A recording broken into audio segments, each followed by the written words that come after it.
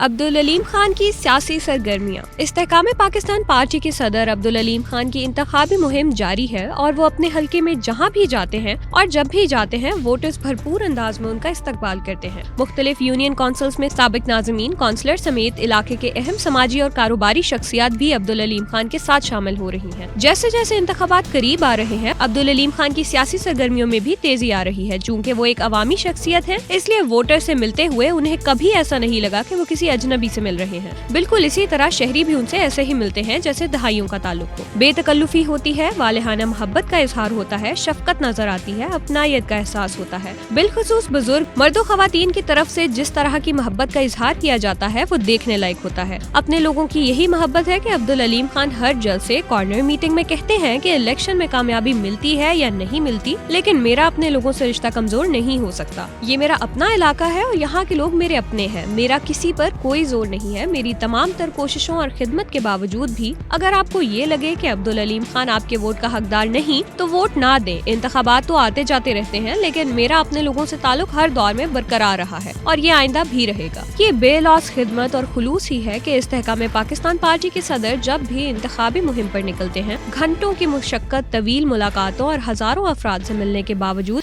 حشاش بشاش رہتے ہیں۔ چونکہ عبدالعلیم خان فاؤنڈیشن کے زیر انتظام سارا سال ملک بھر میں فلاحی کاموں میں منصوبے جاری رہتے ہیں اور اسی فاؤنڈیشن کے ذریعے IPP صدر کے انتخابی حلقے میں بھی سال کے 365 دن 12 مہینے دن رات عوامی خدمت اور فلاحی کا کام جاری رہتا ہے۔ ہزاروں خاندان اس فاؤنڈیشن سے مستفید ہوتے ہیں، لوگوں کی زندگیوں میں آسانی پیدا ہو رہی ہے۔ عبدالعلیم خان فاؤنڈیشن تعلیم کی روشنی کو عام کر رہی ہے، بے سہارا افراد کو سہارا مل رہا ہے، بیواؤں، یتیموں کی زندگی میں سہولت کا سامان ہو رہا ہے، لوگوں کو ہنرمند بنانے پر کام ہو رہا ہے، بیماروں کے لیے ڈسپینسریاں کھولی جا رہی ہیں۔ یہ کام بلا تعطل 12 مہینے جاری رہتے ہیں۔ پینے کے صاف پانی کی دستیابی کو یقینی بنانے کے لیے واٹر فلٹریشن پلانٹس نصب کیے جا رہے ہیں۔ در حقیقت یہی وہ کام ہے جو کسی بھی سیاستدان کو اپنے علاقے میں کرنے چاہیے اور پھر ان کا دائرہ کار اپنے شہر بھر، صوبے اور اس کے بعد ملک بھر میں پھیلانا چاہیے۔ بدقسمتی سے ہمارے سیاستدانوں کی اکثریت انتخابات کے ذریعے صرف اور صرف اقتدار حاصل کرنے کی خواہش مند ہے۔ ایوان اقتدار میں پہنچ کر اکثریت اپنے لوگوں کو نظر انداز کرتی ہے۔ عام آدمی کے مسائل کو بھول کر، لوگوں کے چھوٹے چھوٹے کام کروا کر، سیاسی مخالفین بارے نفرت پھیلاتے ہوئے سیاسی فوائد حاصل کرنے اور سادہ لوہ لوگوں کی معصومیت سے فائدہ اٹھاتے ہیں۔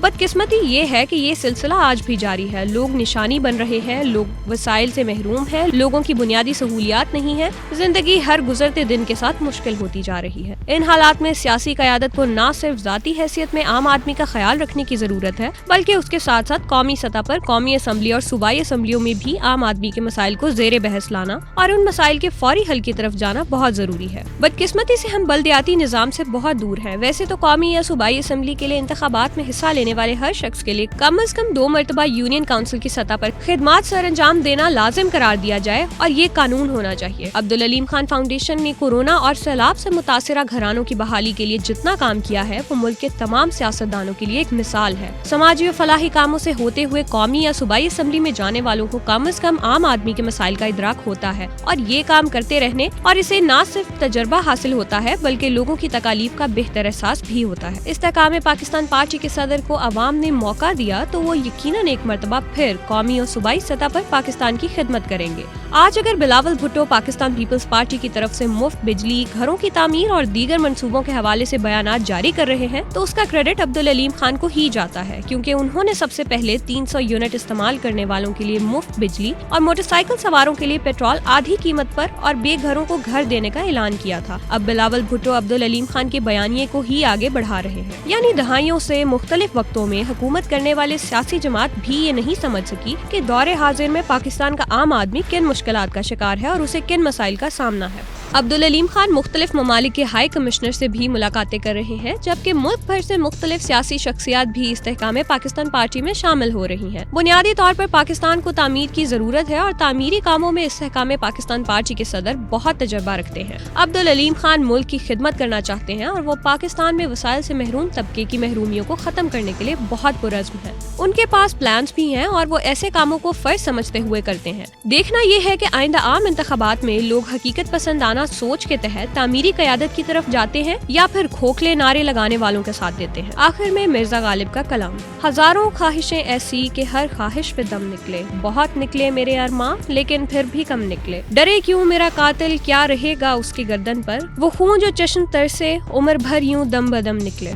निकलना खिलत से आदम का सुनते आए हैं लेकिन बहुत बेआबरू होकर तेरे कूचे से हम निकले, भरम खुल जाए जालिम तेरी कयामत की दराजी का, अगर इस तरह पर पेचो खम का पेचो खम निकले, मगर लिखवाए कोई उसको खत तो हमसे लिखवाए, हुई सुबह और घर से कान पर रख कर कलम निकले, हुई उस दौर से मंसूब मुझसे बादा या शामी, फिर आया वो जमाना जो जहां में जाम जम निकले, हुई जिनसे तवक्का खस्तगी की दाद पाने की, वो हमसे भी ज्यादा खस्ताए तैगे से दम निकले। मोहब्बत में नहीं है फर्क जीने और मरने का, उसी को देख कर जीते हैं जिस काफिर पे दम निकले। कहाँ में खाने का दरवाजा गालिब और कहाँ वाइस, पर इतना जानते हैं कल वो जाता था कि हम निकले।